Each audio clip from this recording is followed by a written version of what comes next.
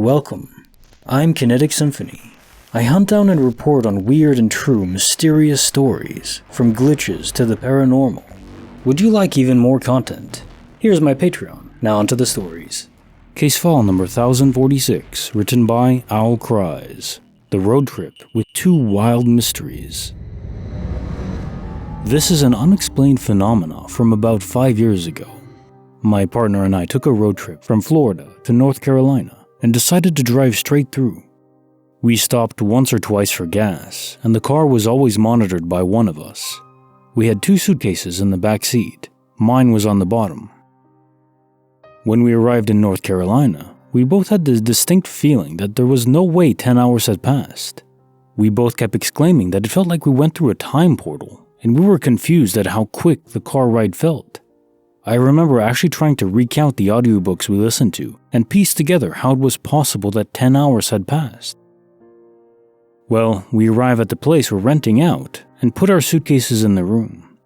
While I'm in the shower, I hear my partner exclaiming and freaking out. I get out of the shower to see what it's about. He's crouching over the suitcase, utterly confused. The zipper is sealed shut with a plastic loop and 2 tiny metal keys, like the keys that come with a diary or perhaps a tiny lock on a brand new suitcase. There was no way to open the suitcase without breaking the plastic loop. He starts freaking out and asking the people in the house we were renting from if they were playing a trick on us. They look at us like we're crazy. Finally, we open the suitcase and all of my stuff is still in it. Okay, first of all, my suitcase was on the bottom of the 2 suitcases. Someone would have to get into our car while we weren't looking, and like I said, we never really left the car, to put this plastic loop with keys on it.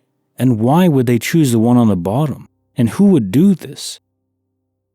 This was an old suitcase I had used many times, so it's not like something I just never noticed was there.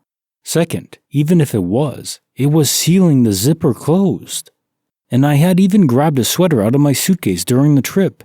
This is a completely unexplainable mystery. Case notes for file 1046. The road trip with 2 wild mysteries. Well, this is a full glitch, and not one I have an easy answer for. Could it be aliens abducted you, then locked your suitcase? Obviously, that makes no sense, but nothing really does. It's just baffling indeed. The time anomaly alone is freaky enough, but how can you explain the suitcase lock too? You opened it while on the trip, so it couldn't have been someone pranking you before you left, or during it because you say you were always with the car. No one could have broken into your trunk and then locked it for some reason without stealing anything. What would possibly be the point of that? And the anomaly you both felt, having traveled the distance in shorter time than you expected, is it related to the suitcase? Was there some presence involved? Maybe not aliens, but I don't know what it would be, honestly. Weird glitch, but very interesting. Case file number 1047, written by BMC25. Cut and paste this couple in pink. This is a recent story. I've managed to hopefully be able to articulate this as it was somewhat logistic based. I live close to an intersection of 2 main roads, Road A heading north and south and Road B heading west and east. I live on Road A. On the corner of this intersection is a collection of 3 small shops that share the same building. I live 2 driveways up from that, roughly 250 meters from the intersection. My sister lives off a service road of Road B, about 10 houses up, roughly 450 meters from the intersection.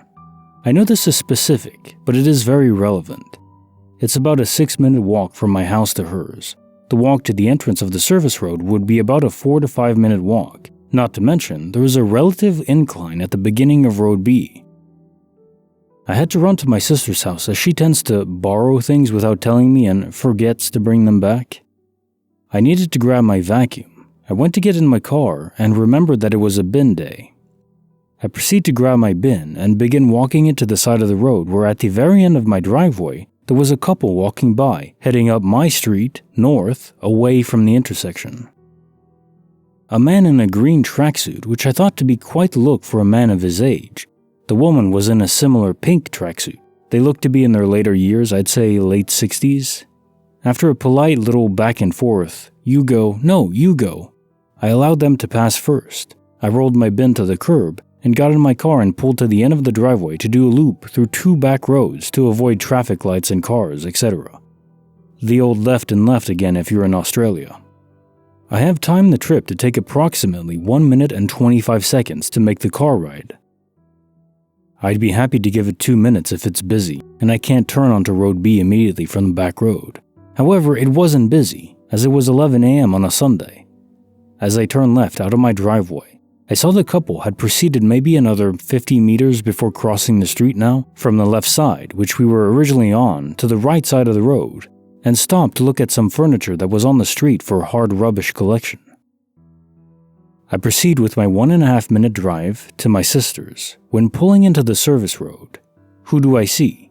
The couple in their tracksuits are now heading towards my sister's house. Now I know it was them because again, I had to stop and let them pass as the service road is gravel, and to avoid a large pothole, you need to drive slowly on the footpath. So I have a good 5 to 10 seconds of taking this all in before I can drive past them. I stop at my sister's driveway, very confused as I get out to open her gate. They walk past with no interaction at all.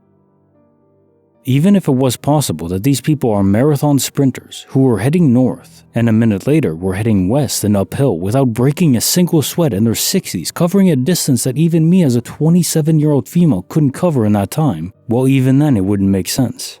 I had literally just interacted with them within minutes, and they acted like I was a stranger. I do know I am a stranger, but they acted not even slightly confused. It's just like they were literally copy and pasted, and I just can't work it out. I have gotten my sister to walk from the spot I last saw them towards her house from when I turned down the first side street, and she can't make it there before me without breaking into a sprint. So, to Mr. Green and his little wife, if you were Usain Bolt in disguise, you got me.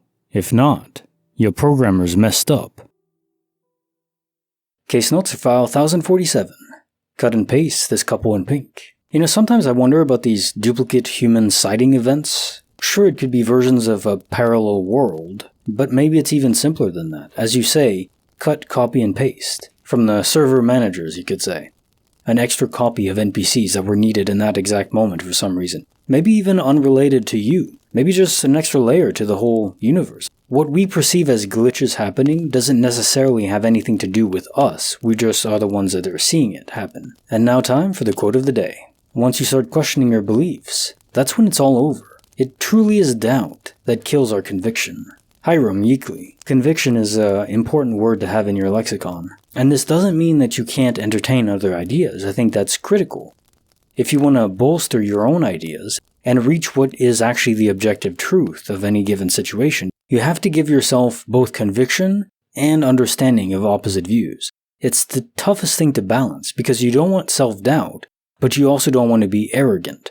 So how to balance those things together is one of the great questions of life. And like the video, subscribe, hit the bell. Kinetic Symphony signing off.